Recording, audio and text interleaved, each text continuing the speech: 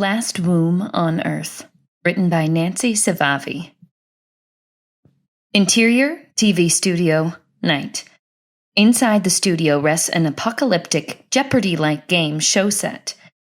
A bare black box with the host stand and a contestant seat with a blood-red curtain behind them.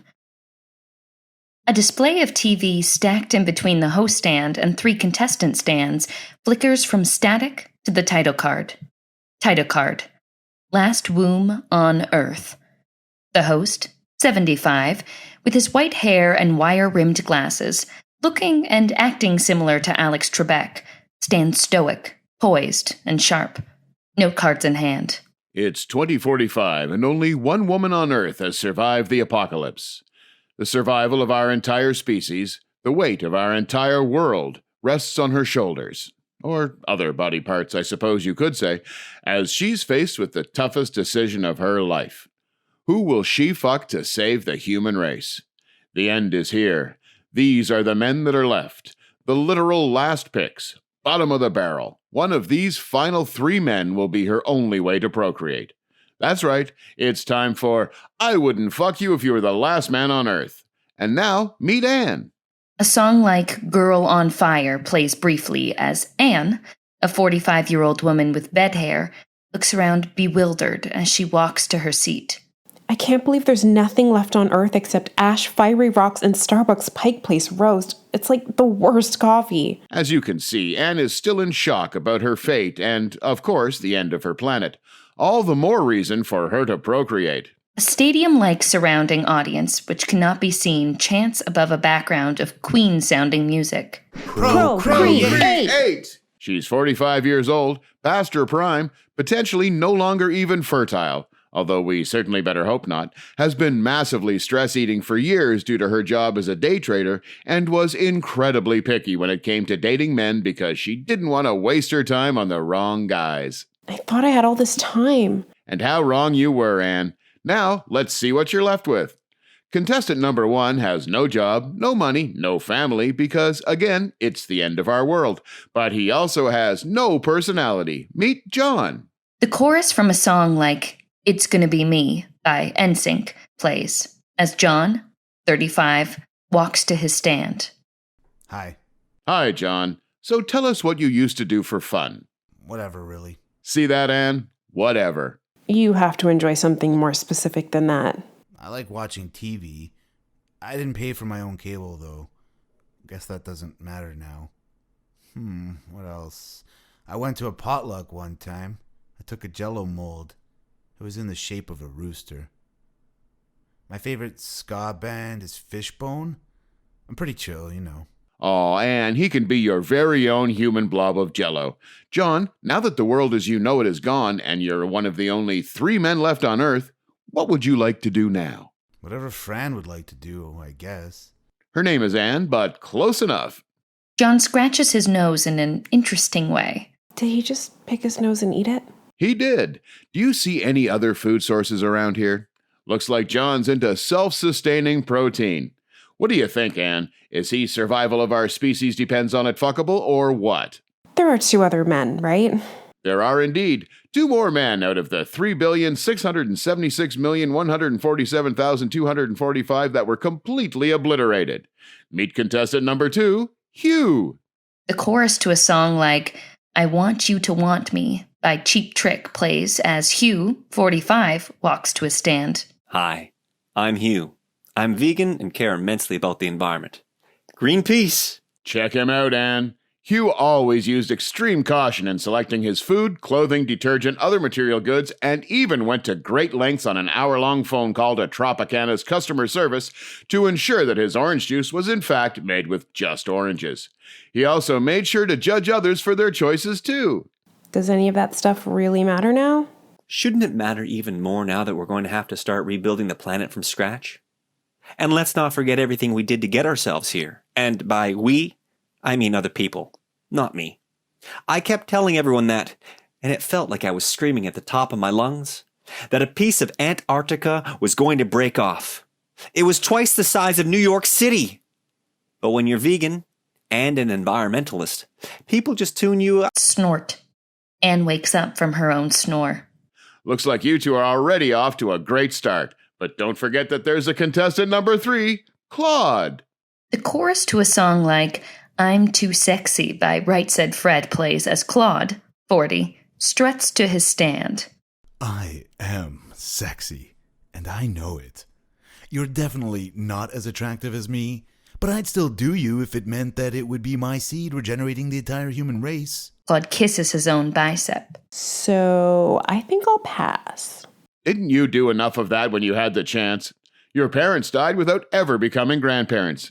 If you don't want to do the deed on behalf of the human race, how about doing one of these guys because of the extreme guilt you feel for your parents? The TV screens show a photograph of Anne's elderly parents who look extremely sad.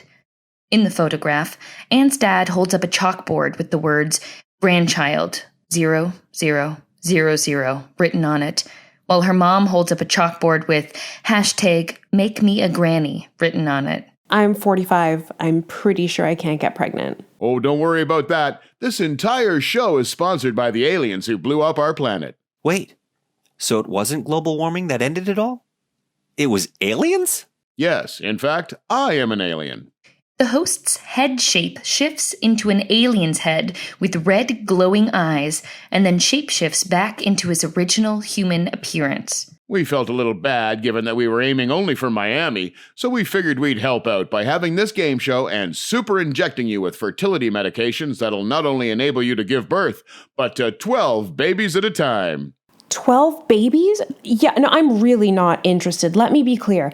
I would not fuck any of these guys, even though they are literally the last men on Earth. We figured you'd say that. So now it's time to go to our bump and grind round. What?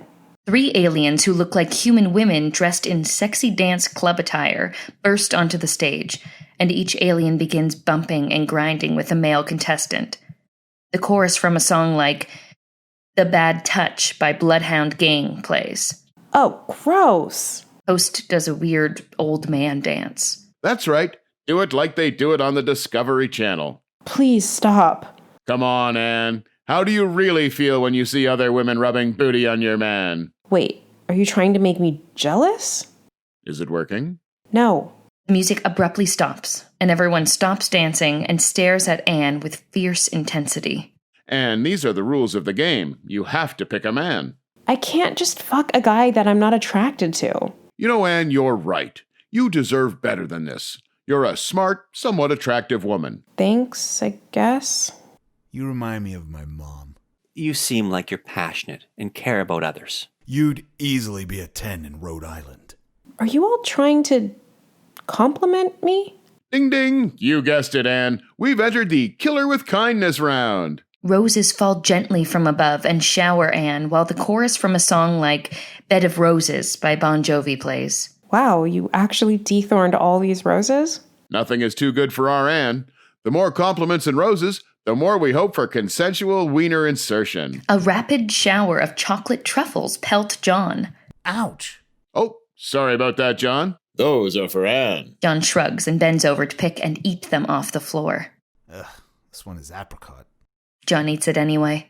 And what about love? Uh-oh. Looks like someone said the L word. Oh, all right. And behind this curtain is a 4th man, a mystery man.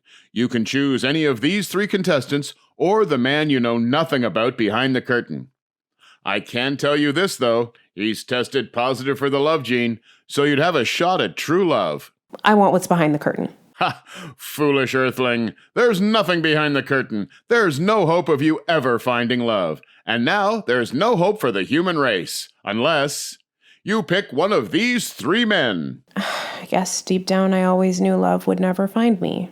Seriously? You're going to let the entire human race cease to exist because you can't fathom having sex with one of us? I'm sorry. I'm fuckworthy, thank you very much. I have brains, and under these vegan clothes, you'll find the body of a man who biked to work every morning. Just curious, can you test positive for the love gene if you love yourself a lot? A champagne waterfall shower pours over Claude, and he rips off his shirt, showing his bare chest that he clearly waxes. It's undeniable that he's as hot as a Greek god. Wow. Is he smoldering? He is. I am. Okay. So Claude clearly emits a higher level of concentrated pheromones that quite possibly affects both sexes. I know, my attractiveness is intimidating. I can't wait to make you barefoot and pregnant and the mother of my children. And suddenly you're no longer hot. Why does it always have to boil down to a woman having to compromise her standards? And what happens even if I were to find one of you remotely attractive? Okay, so Claude, you're attractive, but I mean both mentally and physically. Claude, still wet from his champagne shower, glistens as he makes his pec muscles bounce. It's magical. Okay, you know what? What if I were to find one of you remotely tolerable? Then what? I don't want to have to take care of 12 babies with you. Wait, only the two of us would take care of 12 babies? Okay, so clearly the two male losers would be uncles who'd help raise the kids like on Full House. Claude's John Stamos? I hadn't thought about anything post-sex. Then again, I'm down for whatever. Big shocker. A man not thinking about anything post-sex. To be fair, Anne, human men are genetically predisposed to think only about getting laid, not the aftermath, the foreplay, the pillow talk. Their penises, are essentially a second head. It's science. So I know I'm an environmentalist, but I still had to study science, biology, and anatomy, and while I realize you're an alien and could be intellectually superior, I went to Dartmouth and... Red satin sheets with extremely high thread count fall on Hugh, and he's trapped in them, looking like a flailing ghost with muffled screams. Just as it looks like he might make his way out from under the sheets, 2 red silk robes fall on top of him, followed by 2 pairs of fluffy slippers with hard soles, rapidly smacking him one at a time. I don't know about you, but he seems much more attractive now. I still know what lies beneath. Well, someone's getting impregnated whether you like it or not. Impregnate John. John pops up from scouring the floor for chocolates with scenters that he likes. What was that? How would you like to be impregnated? I hadn't really thought about it much, but I guess it could be cool. Done. The aliens dancing to the chorus of a song like E.T. by Katy Perry take John off stage behind the curtain. Whoa, it's super dark back here. Ow! No, it's okay. Whatever. I'm chill. Oh, God. Why are my nipples so sore? You know, I actually feel like I won. A loud beeping noise is heard. Right on time. That's the sound of your biological clock ticking. Wait, shouldn't it sound like a ticking clock, not a... This is 2045. Biological clocks are digital, and it looks like we've reached the do or die round, Anne. And by die, we mean that we're just going to kill all 3 of you. What? You said you felt guilty about blowing up our planet. We do. But if you're not going to procreate, we can't have any evidence walking around telling the Intergalactic Council what happened. If you're able to procreate, then no harm, no foul. So, there are 2 contestants left, and if you don't fuck one of them, you all die. But you impregnated John. Why do I have to... A human man can't give birth to human babies. Oh no. At least he's still alive. Gentlemen, which one of you will literally be the last unfuckable man on Earth? Hugh and Claude start to advance towards Anne as the audience cheers. Do him. Do him. Stop. All hims, okay? There you go, Anne. I choose me. What? I don't need a man to make a baby and be a mom. I know that now.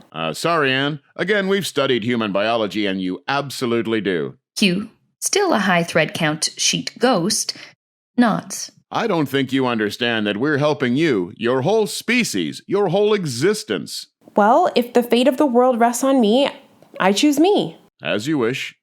Game over, Anne. 3 aliens with Death Star-like needles come towards Anne and the contestants. Interior, Anne's bedroom, day. Anne wakes up screaming. And turns off her alarm clock radio, set to a radio station playing the best mix of music from the 80s, 90s, and today. Her iPhone alarm beeps loudly as well. She has set 2 alarms. The clock and phone both read 6:45 a.m. Shit, I'm gonna be late. Interior, doctor's office, day. Anne lies on a table in the doctor's office. while the doctor's head is under the white sheet, over the lower half of her body, examining her. So, how are you feeling? I didn't sleep well. That's perfectly normal. Artificial insemination can be a stressful decision. The doctor's head pops out. It's the same man Anne saw in her dream as the host. Now we're all set. You're one step closer to being a mom. I can't believe it. I always wanted to be a mom. Always. It will be just one kid, right? Not 12? The chances of 12 are highly unlikely. Get some rest, Anne. Interior, doctor's office waiting area. Day. The doctor walks past 3 men sitting by a door with a sign that reads, Sperm Donor. The 3 men are John, Hugh, and Claude. John picks his nose. The doctor turns, and as he approaches the camera, his eyes glow red and fill the screen while the chorus to REM's It's the End of the World kicks in and plays out. Fade to black. End.